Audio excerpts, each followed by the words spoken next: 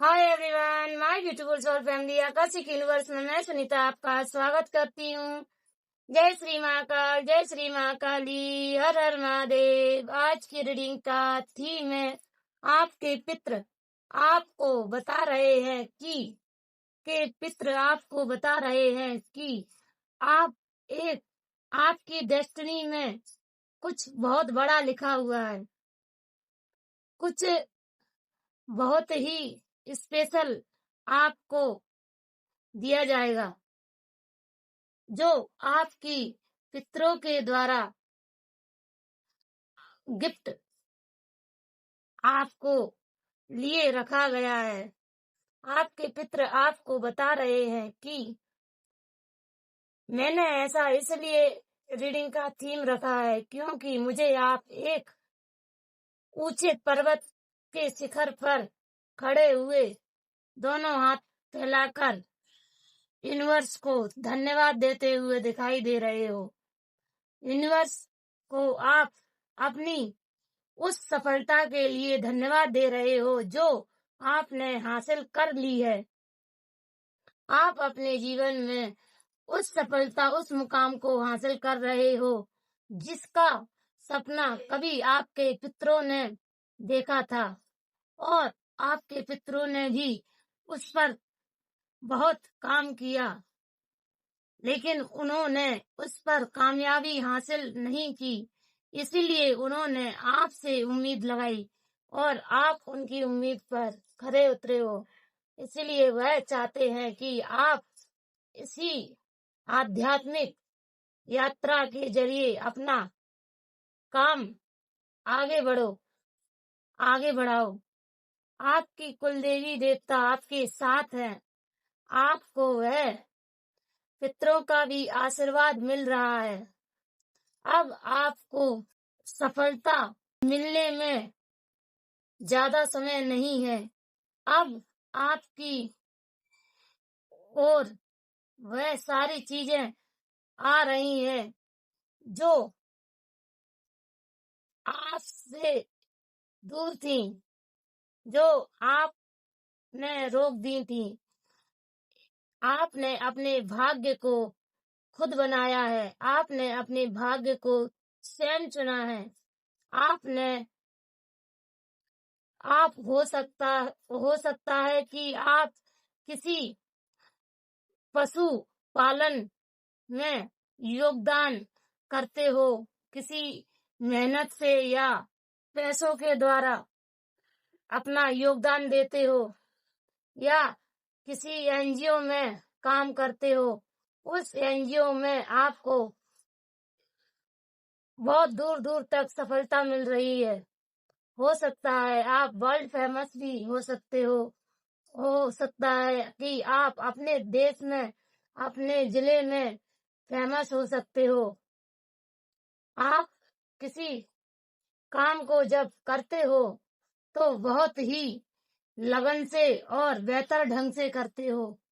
आपको भविष्य में होने वाली घटनाओं का अंदाजा पहले से हो जाता है। आप हो सकता है भविष्य वक्ता भी हो सकते हो। आगे चल के आपको आध्यात्मिक यात्रा में और उन्नति प्राप्त हो रही है। हो सकता है आपको भविष्य वक्ता के रूप में लोग आपको जाने, एक बड़े भविष्य वक्ता के रूप में आपको लोग जानेंगे, पहचानेंगे। आपसे आपके पितृ, आपकी कुल देवी देवता बहुत प्रसन्न हैं। वह आपके सपोर्ट में खड़े हुए हैं। वह आपको आगे ले जाने में मदद कर रहे हैं।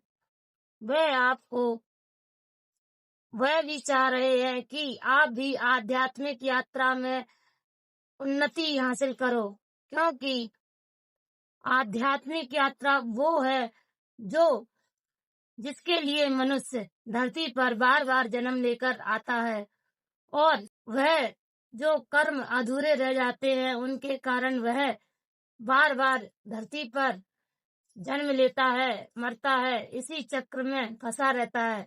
जब तक वह आध्यात्मिक यात्रा को नहीं चुनता, तब तक वह अपने उन कर्मों से पार नहीं हो सकता जो कर्म वह पीछे करके आया है, चाहे वो अच्छे हों बुरे हों। अगर उसने अच्छे कर्म भी किए होंगे तो उनको भी अच्छे कर्मों का भी फल लेने के लिए आना पड़ता है। अगर उसने बुरे कर्म किए होंगे तो उसका भी फल भोगने के लिए धरती पर आना पड़ेगा। क्योंकि मनुष्य वह जीव है, जब तक उसको ज्ञान प्राप्त नहीं होगा, जब तक उसको वह आध्यात्मिक ज्ञान नहीं मिलेगा, जब तक वह अपनी इस यात्रा को पूरी नहीं कर सकता और जब तक उसे भगवान खुद नहीं चुनते, जब तक वह आध्यात्मिक यात्रा में आगे बढ़ ही नहीं सकता। और आपको तो खुद ईश्वर ने चुना है, आपको तो इस काम के लिए ईश्वर ने चुना है। आपको ईश्वर आध्यात्मिक यात्रा में इतनी ऊंचाइयों पर ले जा रहे हैं, जहां पर आपके पितृ देखकर आपको बहुत प्रसन्न हो रहे हैं और बहुत खुश हो रहे हैं। आपके पितृ चाहते हैं कि अब वह समय आ गया कि आप अपनी रेगुलर जो रोजमर्रा की जिंदगी है, उसमें भी अपने जीवन को सुधारो और अपने जो काम कर रहे हो उसमें भी उन्नति प्राप्त करो। जिस काम को आप कर रहे हो उसी काम को बेहतर ढंग से करने से आपकी उन्नति होगी। आपको वह प्राप्त होगा जो किसी को प्राप्त शायद किसी किसी को ही प्राप्त होता है। चाहे लोग कुछ भी कहें, आपको लोगों की बात पर ध्यान नहीं देना है। आपको सिर्फ अपने आप की सुनना है और अपनी सुनना है। आपको निरंतर आगे बढ़ते जाना है। आपको वह काम करना है जो मनुष्य कई जन्म लेकर भी नहीं कर पाता। कभी ईश्वर जब वह कई जन्म लेता है तब वह मनुष्य योनि में आकर यह धर्म के काम करता है, तब उसको आध्यात्मिक यात्रा में ईश्वर खुद चुनते हैं और आगे ले जाते हैं। आपको कुछ करने की जरूरत नहीं है आध्यात्मिक यात्रा में, वह तो ईश्वर के द्वारा अपने आप आगे बढ़ जाते हैं। उसमें ईश्वर जिसको चुनता है ना, तो उसको वह सब दे देता है। शायद उसने सोचा भी नहीं होगा कि इतना कुछ दे देता है, समझने की सोचने की इतना ज्ञान मिल जाता है उसको कि पता नहीं अचानक से क्या हो गया। किसी किसी के भाग्य में इतना कुछ ईश्वर भाग्य ही ऐसा लगता है बदल देता है। बिल्कुल ईश्वर के द्वारा वो रचना की जाती है। अगर आप चाहो, इंसान चाहे, तो वह ईश्वर के मार्ग पर चलकर अपना भाग्य को बदल सकता है। वह अपने भाग्य में वह सब लिख सकता है जो वह चाहता है। क्योंकि यह एक जो लोग आप कहीं जाते होंगे तो आपको लोग देखते होंगे या कुछ बोलते होंगे, तो आपको किसी की सुनने की या जवाब देने की जरूरत नहीं है। उनको उनका जवाब ईश्वर देंगे। आपको सिर्फ अपने मार्ग पर चलना है। किसी को आ, का, उनके पितृ बता रहे हैं कि आपको काली माँ की साधना करना है या उनकी पूजा करना है। मुझे ऐसा मैसेज आ रहा है, मुझे दिखाई भी दे रहा है।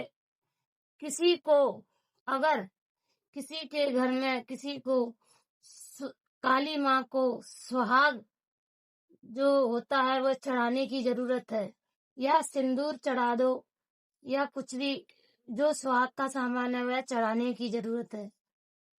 माँ काली आपको बता रही हैं, आपके कुल देवी देवता आपको बता रहे हैं कि अब आपको कोई पीछे नहीं कर सकता, क्योंकि आपके साथ अब आपके कुल देवी देवता खड़े हुए हैं और ईश्वर आपकी छाया करे हुए हैं।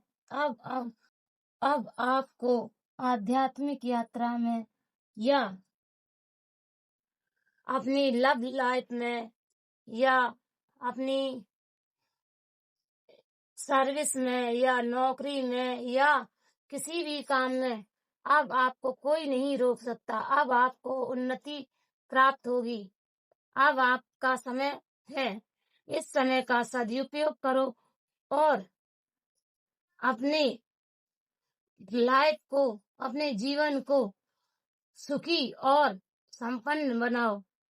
यही आपके पितृ आपसे चाहते हैं। आप अपने जीवन में खुश रहो और दूसरों को भी खुशियां बांटो।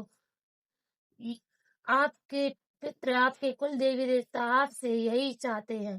Thank you.